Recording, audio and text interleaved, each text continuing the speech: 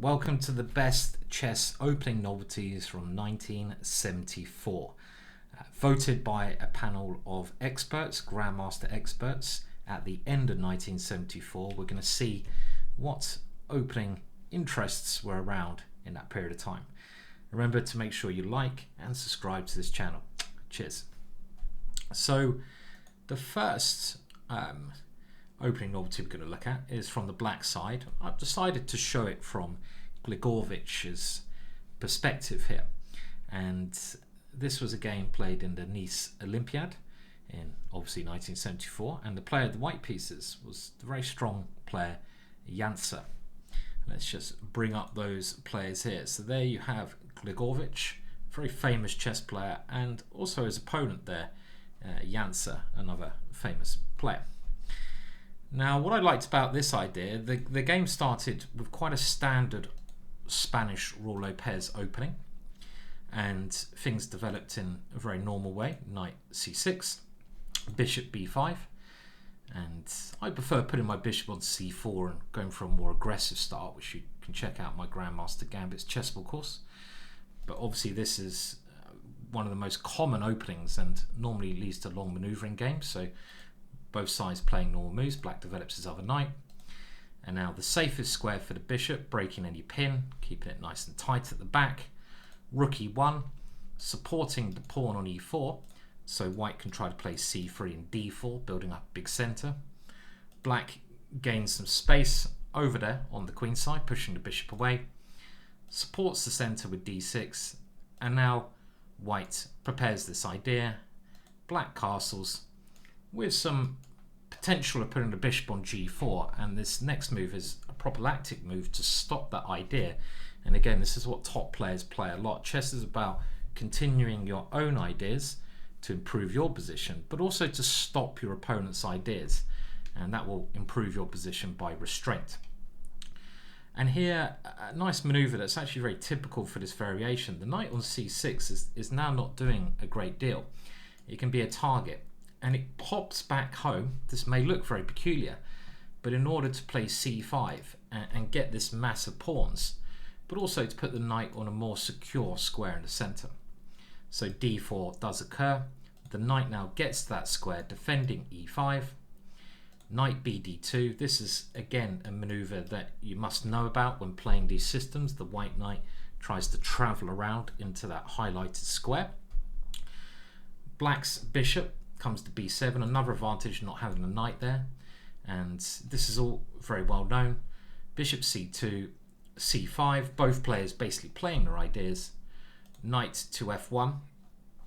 Now the computer gives the next move as an error, but again, I think that's a little bit doubtful. I mean, nowadays people have experimented by taking twice on d4. This is one quite interesting way of play, but you would have thought white has some small advantage here, but this is very close to being equal.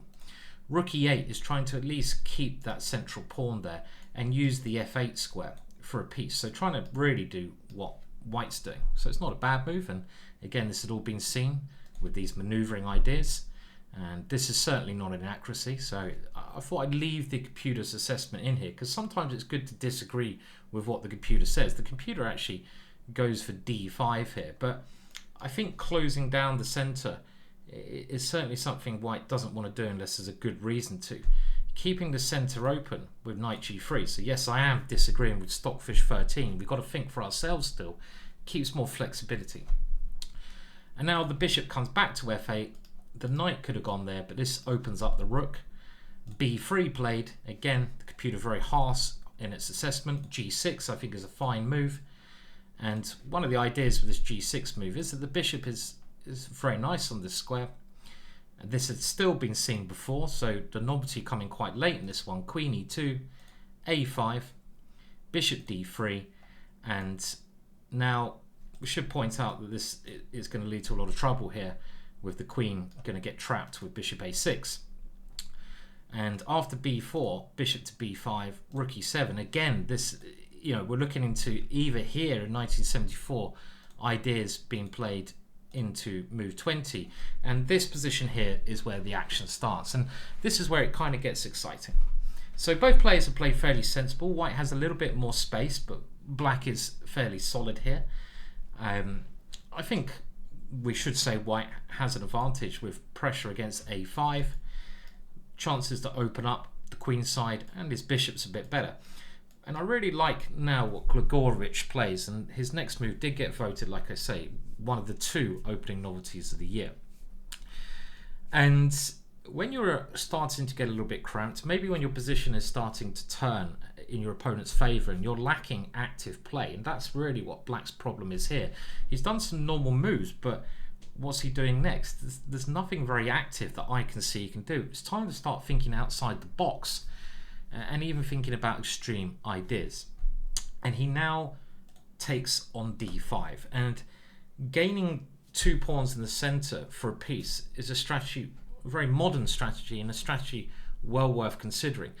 Computer still thinks that white's better after this move, but it's totally the right decision to make. And this is, I want to just demonstrate to you, try to help you improve as players, that again, if you're struggling for activity, it's sometimes a good idea to take drastic measures. Capturing on d5 is such a measure. Now the point of this is, black does gain those two pawns, but he now gets a centre that could certainly be mobile and come forwards. But also this bishop opens up. He frees this knight, maybe to come to f4, attacks the bishop, and the other bishop has potential. So this is a very good practical decision, which white doesn't handle well. He's got to move his bishop, and now queen b6, attacking that one, where white, as you can see, the highlighted move, should keep that bishop on the square. But white plays knight to e4. And again, there's some little moves here that both sides could have improved with. For example, knight to f4 here would have been good. But I just want to show the general plan of using this centre. And I don't think black plays this too badly, even though the computer's quite critical, because as soon as he gets this move d5 in, I think it's clear he's taking control. And you can see that pawns in the centre, 2 pawns, often stronger than a piece. And after e4, I very much do like black's position. You can see dominating all of this area of the board, and you can move your pieces, as black does, in behind it. And after f5, a dominating position for black. White's still okay here, but black has turned the game and gained the initiative. So that's the first very nice idea by Grigorevich. Now, if we go over to our next game, it's this chap again. I mean, when's he going to stop popping up? He's been in all of our videos so far. He was a Yugoslavian player, and this was picked by a panel of Grandmaster experts, not like Carlsberg export or Tenants export. No, it's Tenant Super, which, yeah. But it was in the Informants. The Informants, I'm saying these games are basically shown in this publication called the Informator, we used to call it. And it was something every chess player before computers tried to get their hands on. It was a massive book of all games that had been played, so information about chess when computers weren't around. And it was a Yugoslavian country, and maybe some of the experts, the Grandmaster experts, picking the best opening ideas were a little bit biased. But I don't think that really is the case when it comes to Vele Mirovic, who time and time again comes up with his brilliant play. And this game is very exciting, because if you've been watching our previous videos, you might, let's test your memory anyway. So let's see. So the game starts with a Sicilian, and one thing I know from looking at this chap's games is that I'd never open c5 against Velimirovic, because he is an absolute animal in the open Sicilian. All of his great opening ideas have started like this. We could learn a lot from his play. He basically got, the way he did it in all of his games seemed quite simple. He just got his pieces out as quickly as he can. Didn't really worry about any positional motifs.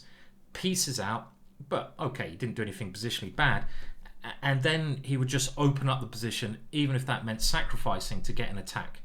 So here he faces the Najdorf again, and he goes for a variation we've seen him play before with bishop g5.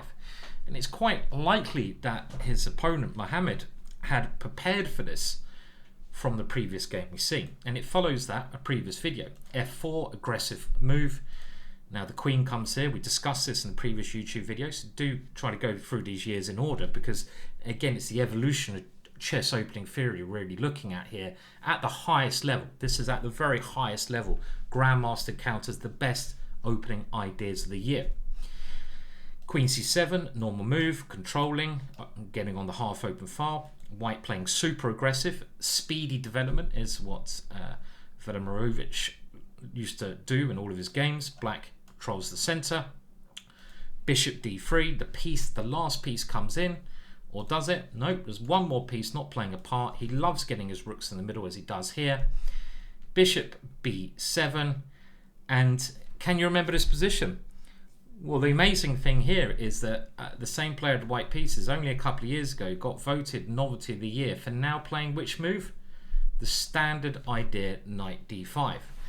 But even though that game got voted Novelty of the Year, a lot of novelties you can only use on a couple of occasions, because even going back to 1974, your opponents may have time to analyze good defensive strategies against this. And as we discussed in that video, the best defensive strategy here is king to f8. Now, I still feel this position is well worth a gamble to play with white, maybe with queen g3 and pressure against here, maybe knight f5 first, this kind of idea coming. But here, white played queen g3 first, and this is actually the computer's top choice. So even though he played this amazing idea, he's improving on his own play, and again, this shows us how we should use openings. We should develop our own opening positions, specialize in things we're good at, but always try to find improvements with the computer and without the computer.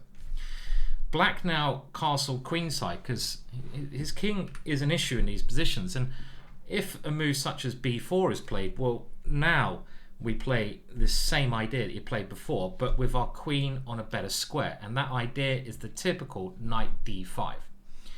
And if black accepts the piece, we open up the rook here, and the main ideas in this position are knight f5 and just pressure against black's position. If king f8 here, we already have our queen on an ideal square, so we can continue knight f5, threatening the bishop. And if the bishop moves away, there's a number of tempting moves here. I've showed you one before, which is knight takes g7, but there's actually even something stronger here, which is plus 20 for white.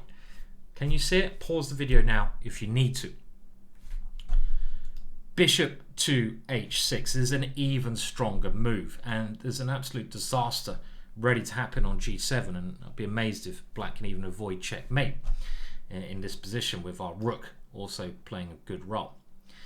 So again, interesting to see this open Sicilian, and we're going to see how it navigates into what it is nowadays in the modern era, and I think we're going to learn a lot from these developments year to year from that. I can see therefore why black castled, but this is kind of out of the frying pan into the fire of doom. And I don't know, it sort of reminded me a bit of Indiana Jones. I don't know, he's bringing out another movie, isn't he? 78, with his little walking stick. The Temple of Doom. Oh, where's my mobility scooter? I'm gonna get there eventually. Temple of... Oh no, I love Indiana Jones. He just has to get someone to do his whip for him. Back to the chess. So after this move, white can now demonstrate another sacrificial idea that is very common to this position. And this next idea is very common for when black castles queenside. Just by looking at these ideas of Velimirovich, we can understand white's plan to sit in a lot better. There's many ideas you can play with your pawns, but given a chance, we can try to open up black's king, which is certainly a little bit weak, with another standard sacrifice. Bishop takes b5. This has to be accepted, otherwise it's clearly just a pawn. White gains 2 pawns, and this time, unlike the first example, it's for an initiative. So it's 2 pawns for the piece day, this video. And when the queen moves away, we can play e5, just opening up the center, and the main idea of this sacrifice is often to gain the d6 square. And already here, black is in some trouble. In the game, he tried to return the piece and keep the position closed. Now let's just have a quick look here at what happens, for example, if he takes this one, well, after we recapture it, doesn't really help. He can hang on to his piece, but after we take here, the problem is the d6 square. The knight flies in, and you can see white is just capturing everything. So, I mean, I think a fairly straightforward, if somewhat sacrificial idea. You get the initiative, and then you break open the position. This is what this chap always did. Pieces out, king aggressive square, sacrifice, open the position, and then attack. The game, well, it didn't last too long. After this move, I very much now like what white played. White could have easily taken here, but then black gets a little bit of counterplay with rook g8. And he was never in a rush to get his material back, and he played this excellent move f5 instead, trying to undermine black's position more, and in some positions opening up this diagonal with the pawn coming through. Now, black tried knight h5, but this knight now gets in trouble. His position was already bad. Had he tried to hang on to the piece with knight e4, white can, again, look at the forcing moves first in such situations. White could have just taken on e4, and now taken on e7, and here a very useful check, and after something like bishop c6, white gets some material back, and here the rooks have to be activated, and this idea of taking a pawn and swinging it over gives white a very big material advantage and the attack. The game wasn't much better. The queen came to h4, and here black has this big issue with d6 and the knight. He tried to do a return sacrifice, but after white grabbed a little bit of material, well, I think we can even leave it here because he's a pawn up, the attack is still going, and his strategy has worked. So pretty attacking genius there. Now, what other things happened in 1974 for your little history lesson from the Ginger?